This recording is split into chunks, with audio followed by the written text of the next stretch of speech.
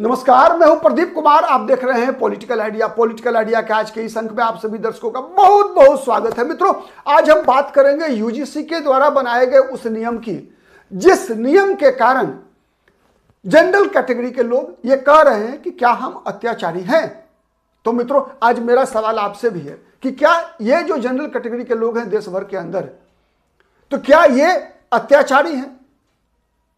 एक सवाल जिसका जवाब मैं भी ढूंढने का प्रयास करूंगा। और दूसरा सवाल ये है कि क्या ये जो यूजीसी का नया नियम है, चूंकि सोशल मीडिया पे आप लोग भी देख रहे होंगे और जो जनरल कैटेगरी के लोग हैं, इन लोगों का कहना है कि बीजेपी ने धोखा दिया है। बीजेपी तो ऐसे ही नहीं थी। बीजेपी को आने वाले 5 राज्यों के विधानसभा चुनाव में मया चखा देंगे।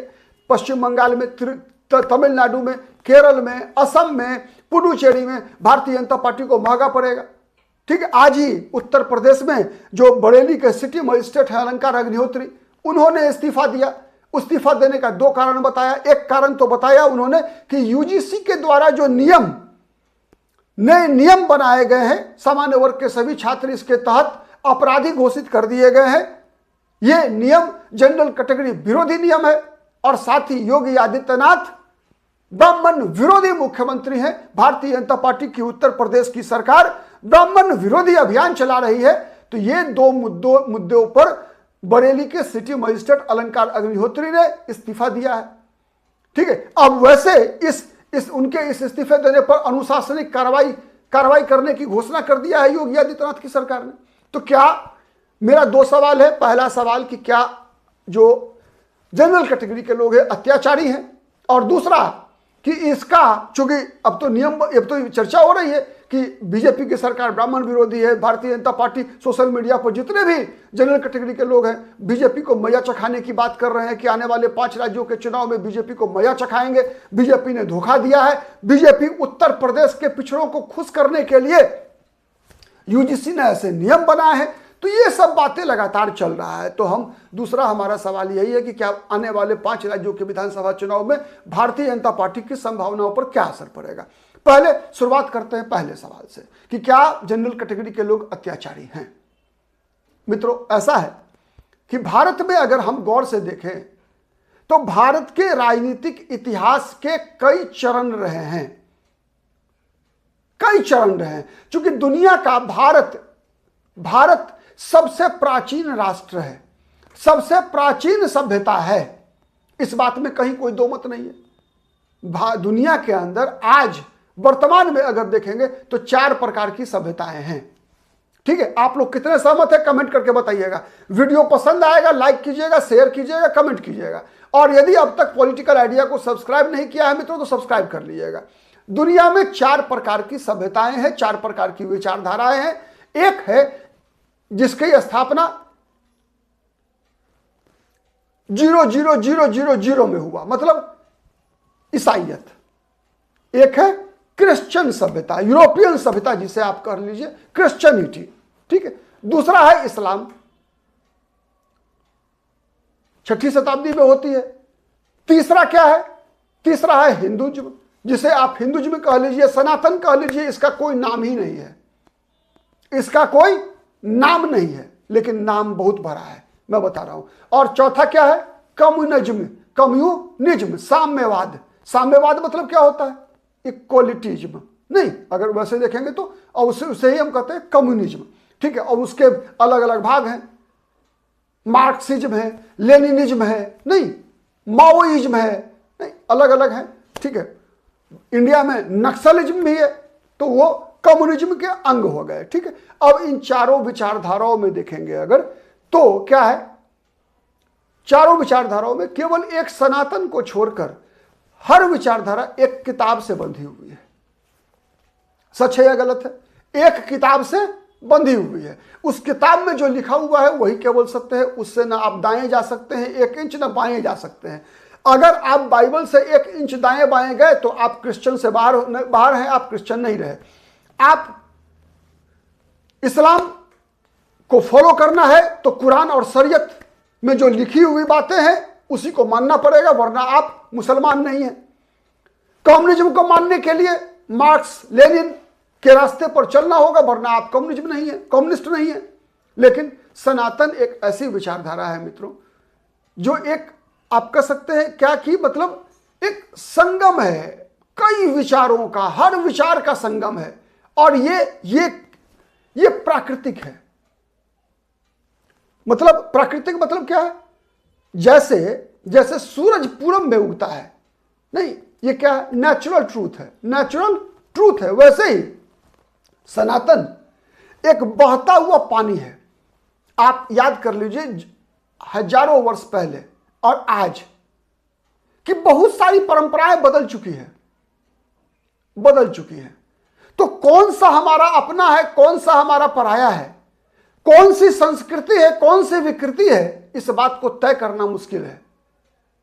एक उदाहरण से समझाने का प्रयास करूंगा कि कौन अत्याचारी है, कौन अत्याचारी नहीं है। एक उदाहरण से आप कितना समझ पाएंगे एक वीडियो में मुझे नहीं पता, लेकिन मेरा प्रयास होगा कि मैं आपको समझा पाऊं। फिर हम बात करेंगे कि इसका चुनाव पर क्या प्रभाव पड़ेगा, 5 राज्यों के चुनाव पर। मित्रों, भारत के बारे में कहा जाता है इन जनरल कैटेगरी के वालों के बारे में, और जनरल कैटेगरी नहीं बल्कि ओबीसी के बारे में भी कहा जाता है कि भारत में हिंदू समाज में कुछ जातियां अनटचेबल रही, अस्पृश्य रही। अस्पृश्य मतलब अनटचेबल, जिसके शरीर में सट जाने से आपका धर्म भ्रष्ट हो जाता है, ऐसा कहा गया। लेकिन अगर आप देखेंगे इस्लाम के आगमन से पूर्व तो अनटचेबिलिटी की भारत में कोई भी रिलायबल सोर्स नहीं मिलेगा। कोई भी, मैं बता रहा हूं, विश्वस्त सोर्स नहीं मिलेगा। सोर्स तो गढ़े जाते हैं, झूठ अफवाह फैलाए जाते हैं, लेकिन मैं बता रहा हूं रिलायबल सोर्स नहीं मिलेगा इस्लाम के आने से पहले अनटचेबिलिटी का। 2 वर्ग जातियों को अनटचेबल भारत में शुरुआत में घोषित किया गया। 2 जातियां थी जिसे हम मेहतर, डोम, महार आदि जातियां कहते हैं एक, और दूसरा वाल्मीकि, जाटव, चमार जाति कहते हैं दूसरा। इन दोनों जातियों के पास जो 2 काम दिए गए, जिन कामों के कारण वो अनटचेबल हुए, वो काम इस्लाम के भारत में आगमन से पहले होते ही नहीं थे।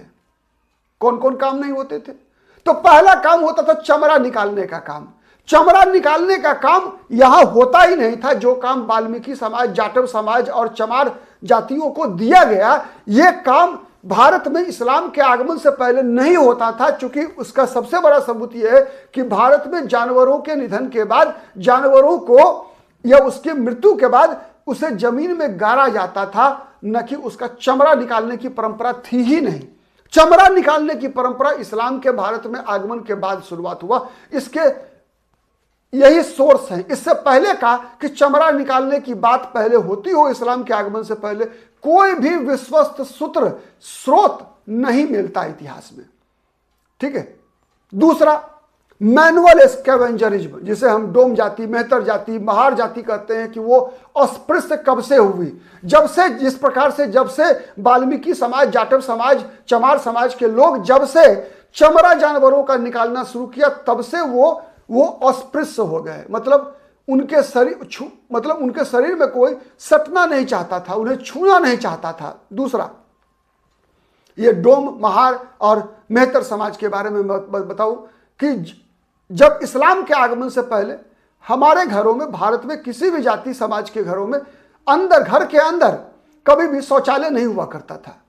शौचालय नहीं हुआ करता था। शौच के लिए चाहे पुरुष हो चाहे महिलाएं हो, सब घर के बाहर जाया करते थे। कहा जा भी जाता था कि परिवार घर के अंदर शौचालय संभव ही नहीं है। ठीक है। इस्लाम के आगमन के बाद घर के अंदर शौचालय की व्यवस्था हुई। चूंकि मुस्लिम महिलाओं में पर्दा प्रथा थी, घर के बाहर जा नहीं सकती थी, निकलने की आजादी नहीं थी, तो उनके लिए घर के अंदर शौचालय की व्यवस्था हुई। और शौचालय सर पर उठाने की जिम्मेवारी उस जाति को दिया गया जो जाति सुअर पाला करती थी, जो जाति सुअर पाला करती थी। और सुअर को नफरत किससे है आप समझ सकते हैं। इसीलिए सुअर डोम जाति को गांव के सबसे किनारे अंत में बसाया गया।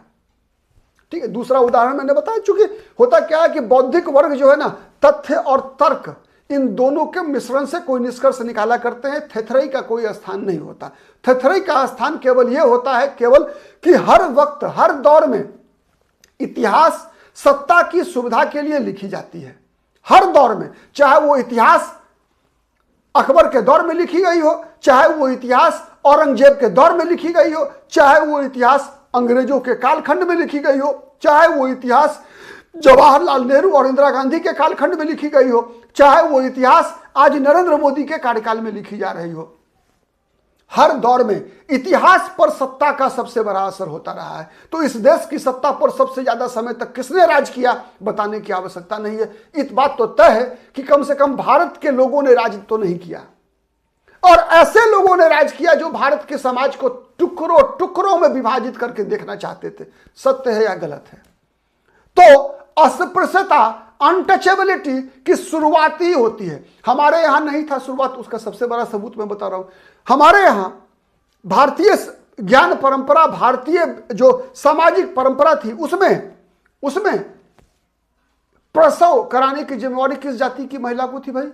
प्रसव कौन महिला कराती थी? यही वाल्मीकि जाटव समाज की महिला कराती थी। जो महिला प्रसव कराएगी वो महिला अछूत कैसे हो सकती है? ठीक है, अब आते हैं शादी विवाह में ढोल बजाने का काम कौन करता है? कौन करता है? वाल्मीकि समाज की महिला, जाटव समाज की महिला, पुरुष। ठीक है, तो अब बताइए जो हमारे यहां मंगल गान करने वाले लोग कैसे अस्पृश्य हो सकते हैं? डोम मुखाग्नि कौन देता है? हमारे यहां शादी विवाह में बांस के बर्तन कौन जाति बनाया करती है? जितने भी शुभ से लेकर अशुभ काम तक होते हैं, सब के लिए बांस का बर्तन बनाने का काम एक ही जाति करती है, जिसे हम अछूत कहा करते हैं। तो अब कॉन्ट्रेडिक्टरी है ना, कॉन्ट्रेडिक्टरी है। तो इस आधार पर इस बात की पुष्टि नहीं होती कि शुरुआत जमाने से ही ये सब जातियां अस्पृश्य रही होगी। चलिए अब आते हैं, अत्याचारी है या नहीं है, इसका फैसला मैं आप पर छोड़ता हूं। ठीक, आप तय कीजिएगा कि कौन सा वर्ग समाज के अंदर अत्याचारी है। एक बात केवल मैं कहूंगा, जिस बात के पक्के सबूत आपको हर जगह मिलेंगे, कि एक सनातन सभ्यता ही एक ऐसी सभ्यता है जिसके अंदर संशोधन और परिवर्तन लगातार होते रहे, जो इस समाज के जागृत होने का सबसे बड़ा सबूत है। जो परंपराएं आज से 100 वर्ष पहले थी, ऐसी कई परंपराएं आज बदल चुकी है, उसका नामो निशान मिट चुका है। लेकिन और जितने भी समाज मैंने बताए, उनमें कहीं भी कोई सुधार नहीं हुई है। जो 500 साल पहले होता था, आज भी वही हो रही है। सच है या गलत है, कमेंट करके बताइएगा। अब आते हैं 5 राज्यों के चुनाव पर। मित्रों, 5 राज्यों के चुनाव पर कई लोग बता रहे हैं कि इस यूजीसी के द्वारा बनाए गए इस नियम का भारतीय जनता पार्टी को नुकसान होगा। क्यों होगा? इसलिए कि ऐसे लोगों का दावा है कि भारतीय जनता पार्टी को सर्वाधिक समर्थन मिलता है इन जनरल कैटेगरी वाले लोगों से, जिस कारण से भारतीय जनता पार्टी आज यहां तक पहुंची है। मित्रों, मैं कह रहा हूं आप गलत हैं, ऐसा सोचते हैं तो अब आज की भारतीय जनता पार्टी 2000 से पहले की भारतीय जनता पार्टी नहीं है। आज की भारतीय जनता पार्टी नरेंद्र मोदी की भारतीय जनता पार्टी है। आज की भारतीय जनता पार्टी में उत्तर प्रदेश में भले ही योगी आदित्यनाथ मुख्यमंत्री हों, लेकिन योगी आदित्यनाथ ने अपने पिता के नाम में महंत अवैधनाथ का नाम लिखा है। महंत अवैधनाथ कौन थे? यादव जाति के उनके गुरु थे। तो महंत अवैधनाथ का नाम लिखा है योगी आदित्यनाथ ने अपने पिता के नाम के आगे कॉलम में। कहीं से भी उत्तर प्रदेश में दिखता है क्या कि योगी आदित्यनाथ से कम औकात केशव प्रसाद मौर्य की हो? नहीं दिखेगा। इसीलिए इस भ्रम में मत रहिए कि आज की भारतीय जनता पार्टी केवल जनरल कैटेगरी वाले लोगों के वोट पे भारतीय जनता पार्टी 40% का आंकड़ा पार कर रही है। एक दूसरा, जिन 5 राज्यों की हम बात कर रहे हैं मित्रों, बताऊं मैं, पश्चिम बंगाल का जो दलित समाज है 70% भारतीय जनता पार्टी के साथ है। आदिवासी समाज 70% भारतीय जनता पार्टी के साथ है। लेकिन अगरी जाति ममता बनर्जी के साथ है। उन अगरी जातियों को बीजेपी ममता बनर्जी से खींचने के लिए ही नितिन नवीन को राष्ट्रीय अध्यक्ष बनाती है। वहां का पश्चिम बंगाल का भद्रलोक आज भी भाजपा के खिलाफ है। भाजपा के साथ कौन है वहां? पश्चिम बंगाल में भारतीय जनता पार्टी के साथ पश्चिम बंगाल के दलित हैं, आदिवासी हैं, पिछड़े वर्ग के लोग हैं। वही लोग हैं जो जोगेंद्रनाथ मंडल की जाति के लोग हैं, चांडाल जिन्हें कहा जाता है। लेकिन अब अब तक जिसे आप भद्र लोग कहते हैं, जिसे जनरल कैटेगरी के लोग कहते हैं, पश्चिम बंगाल में उसने बीजेपी को नहीं अपनाया। चलिए आगे चलते हैं। केरल, तमिलनाडु, केरल, तमिलनाडु जैसे राज्यों में भारतीय जनता पार्टी अब जो राजनीति कर रही है उसमें भारतीय जनता पार्टी नारायण गुरु को भी अपना रही है, भारतीय जनता पार्टी पेरिया स्वामी को भी अपना रही है, भारतीय जनता पार्टी सनातन को भी अपना रही है, भारतीय जनता पार्टी हिंदुत्व को भी अपना रही है, भारतीय जनता पार्टी क्रिश्चियन को भी अपना रही है। कहां हैं आप? भारतीय जनता पार्टी बदल चुकी है मित्रों। इसीलिए मैं बताऊं आपको, भारतीय जनता पार्टी का जाति के आधार पर सवर्ण कैटेगरी के लोग, जनरल कैटेगरी के लोग जितना विरोध करेंगे भाजपा को उतना फायदा होगा। नोट करके लिख लीजिए, आज आप नोट करके रख लीजिए कि चाहे बिहार हो, उत्तर प्रदेश हो, मध्य प्रदेश हो, राजस्थान हो, छत्तीसगढ़ हो, हरियाणा हो, दिल्ली हो, पंजाब हो, राजस्थान हो, दक्षिण भारत हो, पूर्वी भारत हो, पश्चिम भारत हो, दक्षिण भारत हो, हर जगह भारतीय जनता पार्टी के साथ जनरल कैटेगरी के लोगों की तुलना में दलित और पिछड़े वर्ग के लोग अधिक संख्या में हैं। इसीलिए वो गलती नहीं करना चाहिए जनरल कैटेगरी के लोगों को, जो गलती जनरल कैटेगरी के लोगों ने 1990 में मंडल आयोग का सड़क पर विरोध करके किया था। हां, आप अपना बौद्धिक विरोध दर्ज कीजिए, आप अपना विरोध सरकार के समक्ष दर्ज कीजिए, अदालत में दर्ज कीजिए, लेकिन सड़कों पे नहीं। यही गलती किया था जनरल कैटेगरी के लोगों ने मंडल आयोग का सड़क पर विरोध करके। आप क्या सोचते हैं? समझदार लोग हैं, कमेंट करके बताइएगा। वीडियो पसंद आए तो प्लीज शेयर कीजिएगा। अब तक यदि पॉलिटिकल आइडिया को सब्सक्राइब नहीं किया है तो प्लीज सब्सक्राइब कीजिएगा। आज के लिए इतना ही, बहुत बहुत धन्यवाद।